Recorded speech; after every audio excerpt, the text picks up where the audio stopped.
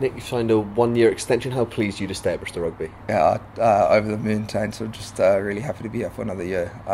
Looking forward to what's ahead, and obviously with now being newly promoted, we've got a big challenge ahead. But it's great to be a part of the squad. It's been a particularly interesting season for you personally. You switched positions in the middle of the year. Just tell us a little bit about that.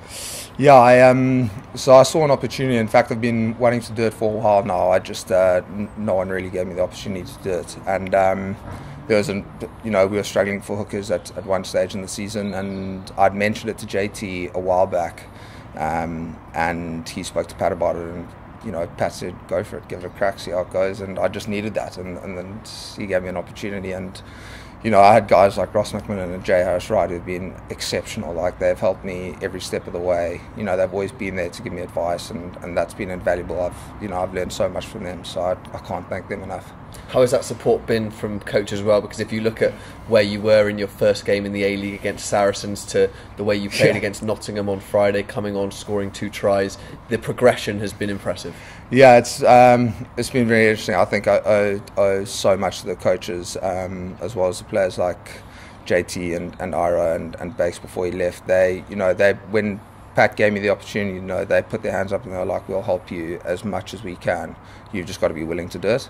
So every time I asked for someone to help me with a personal session, they were there. They dropped everything that they were doing and they said, no, absolutely, let's go and do something, So, that type of support, if you don't have that, you don't necessarily progress at the rate that you need to. And with those guys doing what they did for me, I can't thank them enough too. They were unreal.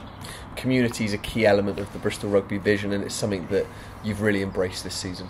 Yeah, I've really enjoyed it. So I've got to work really closely with the guys at the Bristol Rugby Community Foundation, Capes, Tabs, and the rest of the team there, and they've been exceptional too. They communicate really well, and we haven't had a shortage of community things to do, and that's how unbelievable that community foundation is, and not to mention the whole Bristol Sport Community Foundation. So it's been a relatively simple role for me to step into. It's just being proactive and making sure that we get guys to these programs. And the reality is that the squad, with the vision that we've got, and it being sort of as clear as it is, have always stepped up to the plate. There's never been a shortage of players to come in and put their hands up to go and do something and get out into the community, which is fantastic. So I think it's evident having a clear vision just drives people to achieve what the club wants to achieve, which is great.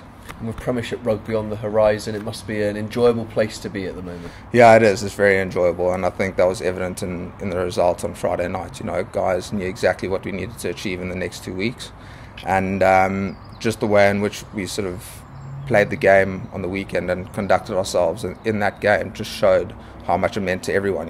The squad's going to change again next season, but it was evident that everybody wanted to achieve the same thing on Friday nights, and the same for this coming Friday against Doncaster. So, we've got a great squad here. We're going to miss a lot of players that are leaving at the end of the season, but again, those guys are putting in every ounce of effort to see their time at Bristol come to an end on a real positive.